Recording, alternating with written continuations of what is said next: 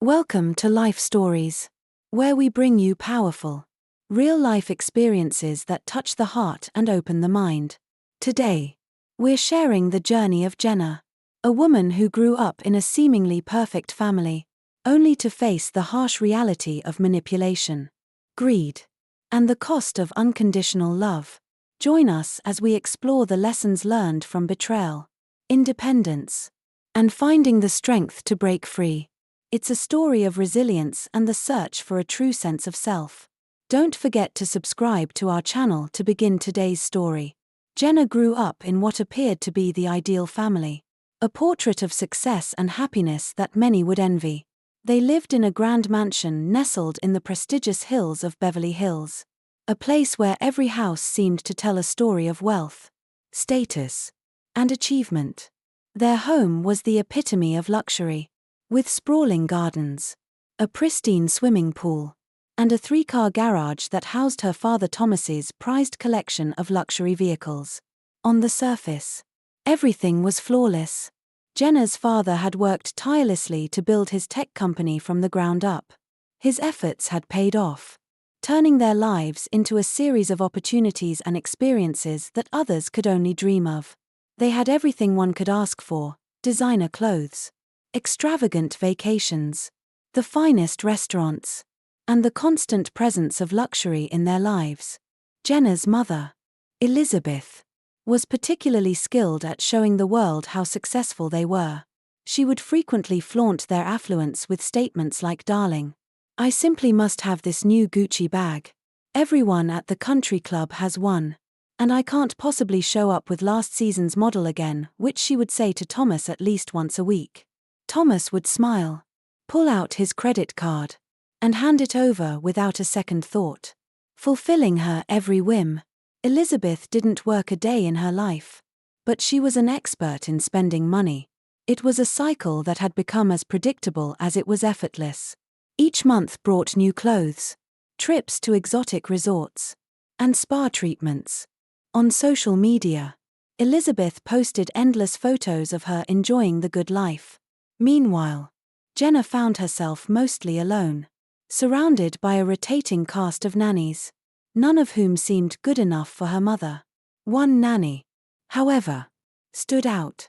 Her name was Miss Sarah, and unlike the others, she actually cared.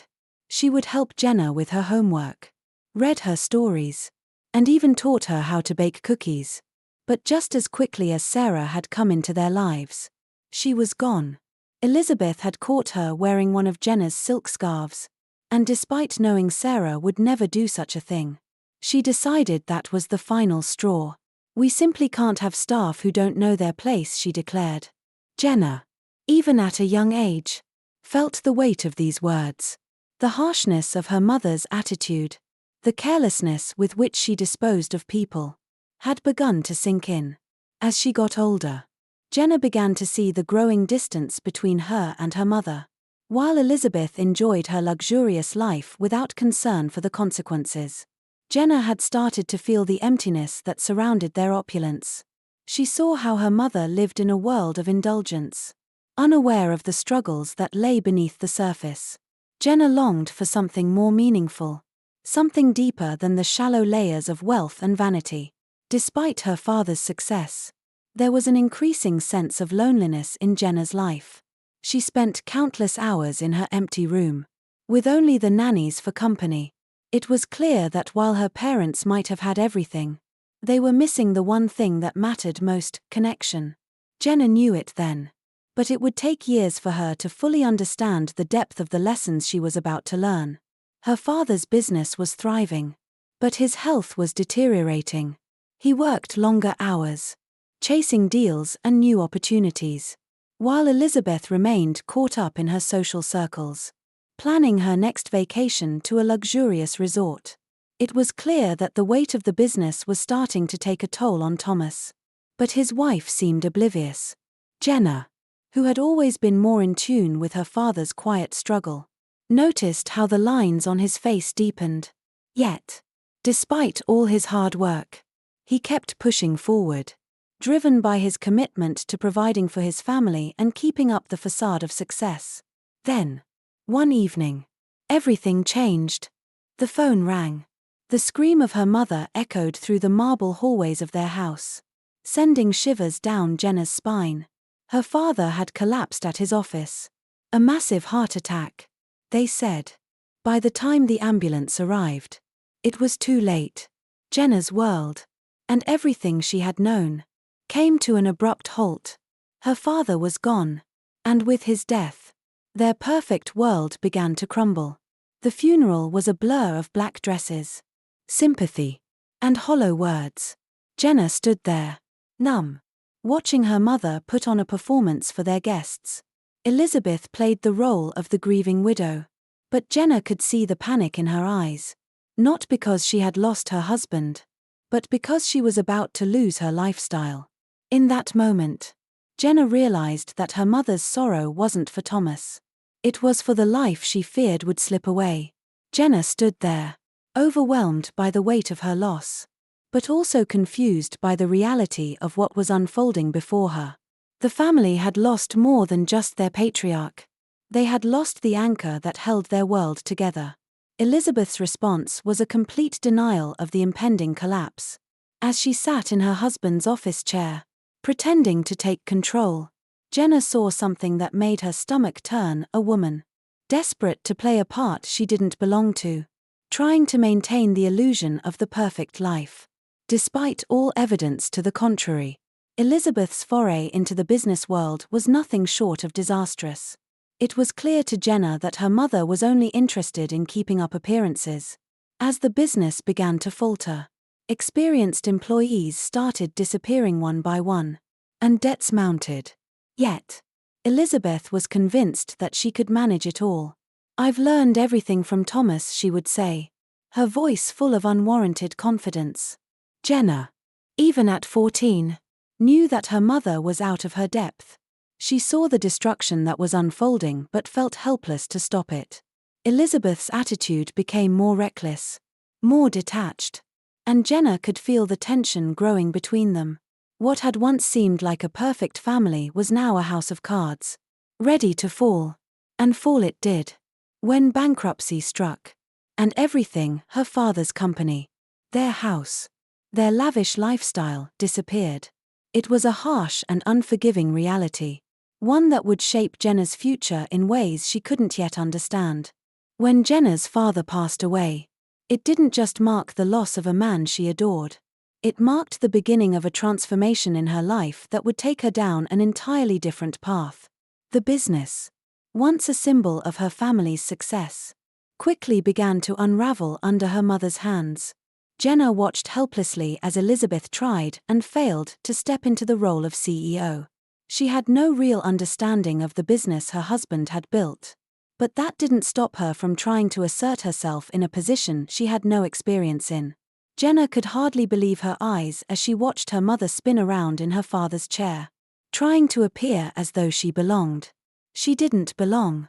Jenna could see that, and the skeptical expressions of the department heads only confirmed her suspicions. Her mother wasn't fooling anyone. "I've learned everything about this business from Thomas," Elizabeth would announce to anyone who would listen, her voice laced with confidence that seemed out of place. Jenna wanted to scream, to remind her mother that she'd never shown any interest in the company. She didn't understand the spreadsheets, the numbers, or the strategies. The only time she'd ever been involved in the business was when she organized the company's Christmas party. But now she was acting as though she had been at the helm all along. "We're going to take this company to new heights," Elizabeth boasted to the room, as if those words could erase the obvious truth. Jenna could feel her stomach churn with frustration and helplessness. But even at the young age of 14, she knew that there was no point in speaking up. Her mother wasn't listening. The days that followed were a blur of poor decisions, mismanagement, and mounting problems. Jenna overheard whispered conversations between employees about missed payments, cancelled contracts, and debts that were spiraling out of control. Elizabeth, in her naive belief that she could manage the business, began dipping into the company's accounts to fund her personal expenses. "It's my right," she would say, justifying her actions as though she were still living in a world of endless luxury. Jenna's objections were met with dismissive waves of the hand. "You're too young to understand business, sweetie," her mother would say, always turning the conversation back to her own self-absorbed view of reality. It was as if Elizabeth was playing a game, a dangerous game that Jenna knew would end in disaster. The final straw came when the company went into bankruptcy. Jenna had known it was coming, but seeing it unfold before her eyes felt like a gut punch. Her mother's dreams of maintaining the family's empire had crumbled. And with it, so had their once glamorous lifestyle. The house in Beverly Hills was the first to go. Jenna stood there, watching movers pack up the luxury furniture that had once made their home feel like a palace. Elizabeth's designer wardrobe was stripped from the closet and placed into boxes as though it were all just merchandise to be discarded. Jenna couldn't help but feel a bitter sense of satisfaction in seeing her mother's material world come crashing down. She had lived her life obsessed with wealth, only to lose it all in a matter of months. But as much as Jenna tried to detach herself from the situation, there was a deep ache in her heart. They had lost everything. They moved to a small house on the outskirts of Los Angeles, a far cry from the mansion they once inhabited. The house was cramped, with peeling paint on the walls and broken gutters. Jenna felt a mixture of anger and sadness as she adjusted to this new reality. The contrast between the luxurious life they had led and the humble one they now had was jarring. But even more jarring was the way her mother had responded to the change.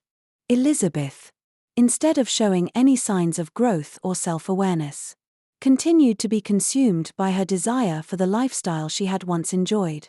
She tried to manipulate Jenna into giving up her college fund, claiming it was the only way they could survive. "Jenna, darling," she would say, "you know we could really use that money right now. College can always wait. We need to focus on the present." Jenna's refusal to give in to her mother's demands was met with the coldest of silences. It was clear that Elizabeth was not capable of understanding the gravity of Jenna's decision. The college fund was the one thing Jenna had left that was untouchable, and she wasn't about to let her mother destroy it too. The tension in their home grew unbearable. Elizabeth would continue to guilt-trip Jenna, trying to make her feel responsible for the family's financial woes. But Jenna stood her ground, knowing that if she gave in now, she would lose the last bit of control she had over her life. As each day passed, Jenna's resentment toward her mother grew. She had seen firsthand how easily Elizabeth had destroyed everything that Thomas had worked for. Jenna couldn't help but feel that her mother had never truly loved her father or cared for the business. She had only cared about what it could provide for her: luxury, comfort, and social status. And now that it was all gone, she was unable to adapt. By the time Jenna turned 16, she had come to terms with the reality that her life would never be the same. But there was one thing that had become clear to her: she would no longer allow her mother to control her future. She would build her own path, separate from the chaos her mother had created. The journey to independence would be long and difficult, but Jenna was determined to take it. By the time Jenna graduated from high school, the emotional distance between her and her mother had become irreparable. Elizabeth, who had once been the center of Jenna's world, was now little more than a distant figure, someone whose presence seemed to drain the life out of their small, cramped home. Despite everything that had happened, despite losing their fortune and the crumbling of her parents' legacy, Elizabeth showed no signs of growth. She continued to cling to the past, longing for the comforts and luxuries that were now out of her reach. Jenna, on the other hand, had begun to see the truth about her mother's motivations. There was no real love, no authentic connection between them. There was only a woman desperately trying to maintain a lifestyle built on materialism and manipulation. It was clear to Jenna that if she didn't cut ties, if she didn't break away from the chains of guilt and obligation, she would be consumed by her mother's needs. The moment Jenna turned 18, she made the decision to move away for college. Her acceptance to Barrett University, a good school 3 states away, came as a blessing. It wasn't just the academic opportunity that drew her in. but the chance to escape the suffocating grip of her mother. Elizabeth hadn't even bothered to hide her displeasure when Jenna announced that she would be leaving. "You're abandoning me," Elizabeth had gasped, clutching her chest dramatically, as though Jenna were committing the ultimate betrayal. But Jenna was resolute. "I'm not abandoning you, Mom," she had replied, her voice steady for the first time in years. "I'm going to college, just like Dad wanted." The first few months at Barrett were like a breath of fresh air. Jenna no longer had to walk on eggshells, constantly worrying about upsetting her mother. For the first time, she felt free to focus on her studies, make her own decisions, and finally carve out a path that was entirely hers. The dorm room, tiny compared to the mansion she once called home, felt like paradise. There were no constant guilt trips, no silent treatments, no emotional manipulation. It was just Jenna, her books, and a future she could finally shape for herself. She worked hard to make ends meet, taking on part-time jobs and living frugally. There were no lavish spring breaks, no extravagant vacations. Jenna didn't mind. She knew that the sacrifices she was making now would pay off in the future. She lived on cheap meals, second-hand textbooks, and the quiet satisfaction of knowing that she was finally building something for herself. Whenever her mother called, Jenna would answer politely, but with a certain distance that had never been there before. Elizabeth's complaints about her financial struggles were a constant feature of their conversations. "I'm barely getting by," Jenna, her mother, would say, her voice laced with that familiar sense of entitlement. "I'm just trying to make ends meet. And you're off living your life, ignoring your own mother." Jenna knew that her mother's problems were of her own making. It was hard not to feel resentment when Elizabeth would claim, "You've got money, Jenna. You've got your trust fund. I've been supporting you for all these years. And now you're leaving me to fend for myself." Jenna would just let the words wash over her, never allowing them to take root in her heart. She had learned long ago that her mother's love wasn't unconditional. It came with strings attached, always demanding something in return, always manipulating and guilt-tripping.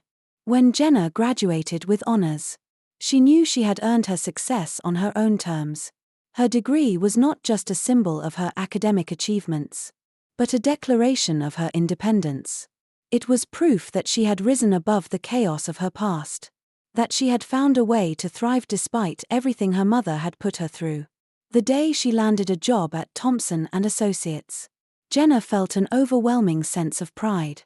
She had worked hard to get to this point, and now she was building her career from the ground up. She found a small apartment in the city, far from the small house her mother still inhabited, and she poured herself into her work. Within 2 years, she had been promoted twice. She was thriving, and for the first time in her life, she was doing it on her own. Jenna had found a new family in her colleagues, in the friends she had made through work and school. She had finally broken free from the toxic hold of her mother, and in doing so, she had learned that family didn't have to be bound by blood. Real love, real connection, was built on mutual respect and trust, not financial transactions or guilt. Jenna's success was no longer defined by the money she had or the luxuries she could afford. It was defined by the life she had created for herself, a life of hard work, independence, and self-respect. But despite her newfound freedom, Jenna's relationship with her mother was far from over. It wasn't long before Elizabeth began calling again, desperate for attention, for validation. She wanted something from Jenna, just as she always had. One day, during a routine check-in, Elizabeth casually mentioned her upcoming 55th birthday. "I want to celebrate it properly this time, Jenna," she said, her tone full of anticipation. Jenna, ever the dutiful daughter, asked if she wanted to do something special, but her mother immediately cut her off. "Oh no, darling," Elizabeth insisted. "Let me handle it this time. I've got everything planned.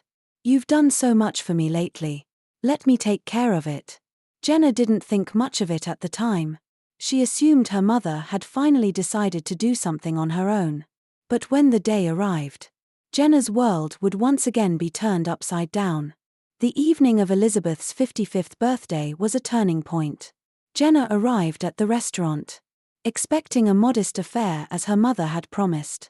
But as the taxi pulled up to El Chateau, one of the most extravagant and expensive restaurants in the city, Jenna's heart sank.